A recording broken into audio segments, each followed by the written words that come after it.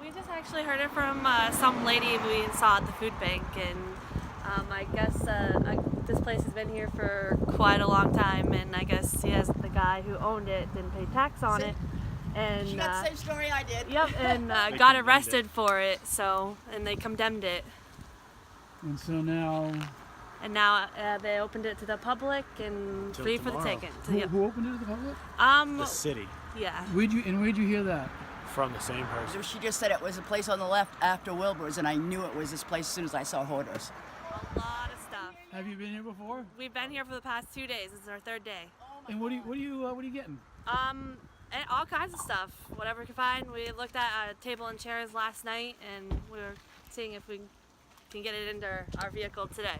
There's a nice captain's chair in there on the second floor where you can actually walk up the stairs. Yes. Yeah, I saw that. Yeah, but I got no room in my car for it, so Yeah. I'm screwed. Hello, George. Careful in George, there. you Yes, home? you too. Yes. Have a good day. Hello, George. It's Mark from the Sun Journal here in Lewiston.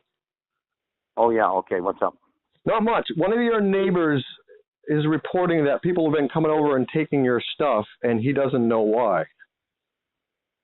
Yeah, well, I'm glad it's in the paper because you should. I was going to contact you when I get back up there. I'm down here in Florida.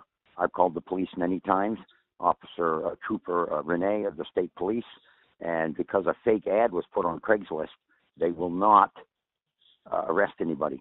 And the building's wide open. They're stripping it. They've taken the landscaping, the bushes, the 30 fruit trees. They've stripped the place of everything. And today, I finally got a hold of a home repair guy, some old timer from the Yellow Pages, and he's supposed to go over there today and change the locks. Are they going into your building and getting stuff, or is it stuff that's outside? Yeah, no, everything inside. They're stripping it of $10,000 in merchandise easily gone. So when I get there, there'll be nothing left. They took bolt cutters and cut through double sets of double lock doors, chains, locks, and bolts, and got inside the building. And of course, outside was a whole bunch of stuff too. That's probably all gone. Somebody keeps texting me. Some neighbor keeps texting me saying they've even taken your landscaping. Brand new Home Depot bushes I bought this summer.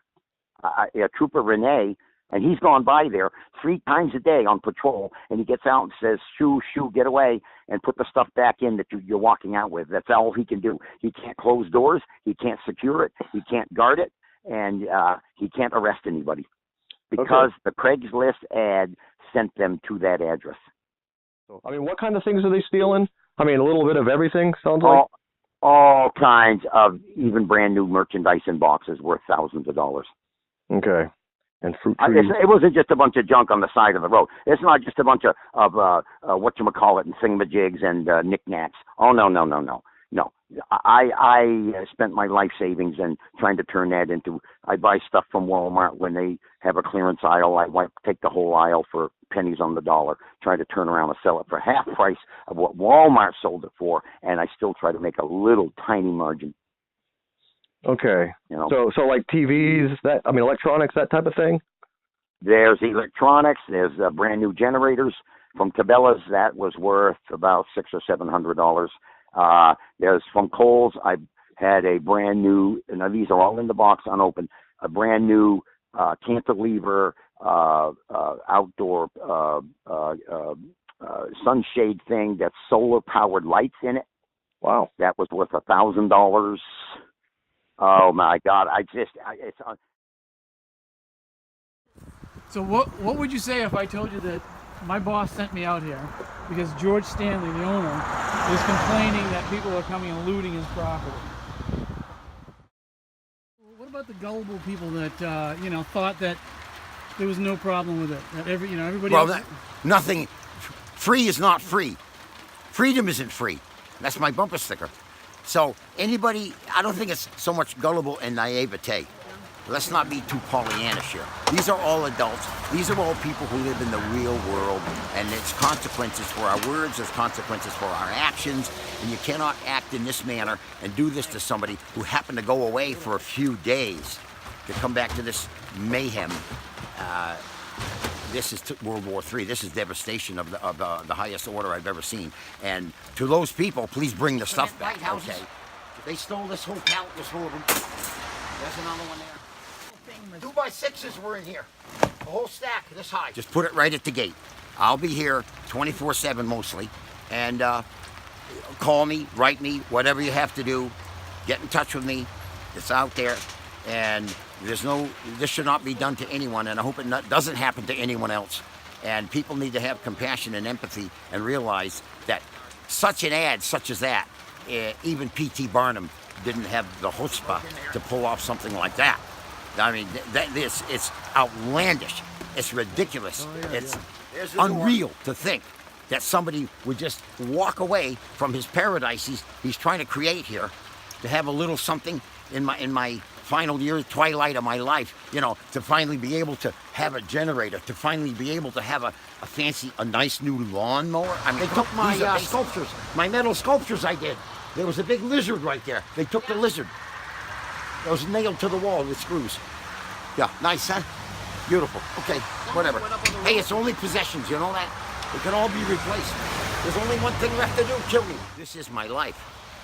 I've been collecting. I've had 29 such stores all over New England, from below Hartford to here. I was told by the neighbors in back here on Wiley Road that it's a rite of passage for teenagers. When they're 12 years old, they come here and get up on the roof and would go through the building. This is Babe the Blue Ox on her side. And Paul Bunyan was laying there by a 4x8 sheet of plywood that I cut out and hand painted for a French festival in Berlin, New Hampshire, on the Androscoggin, on the other end of it.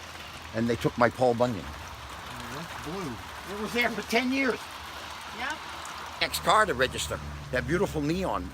They demolished the tires, they cut them with a Sawzall, and they took the rims off. They got under the hood, they pried the trunk open, they went all through the car, which was full of sleeping bags and Cabela's hunting hats and stuff, and that's all gone. They even took the cord to my refrigerator, so my refrigerator's all gone. All my food. All my food is what? Oh, they took the cord? Here's my hopeless chest. Oh! Nice.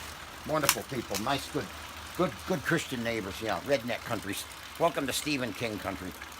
That's why he lives here, because he can write about all the weird, strange characters. Of the worst kind. I'm of the good kind. This is what the world has come to. This is an evidence of surreally of what is going on in our larger society, and all the way to Washington, D.C. and the Oval Office, I might add. Don't get me started on my bandwagon now. But for God's sakes, I mean, leave me something. Leave me a shirt on my back to come home to at least. There's no need for this. Total devastation. This is like somebody getting even. This is like somebody with a vendetta, or trying to seek out vengeance or retribution or something, or just plain sick, just plain crazy.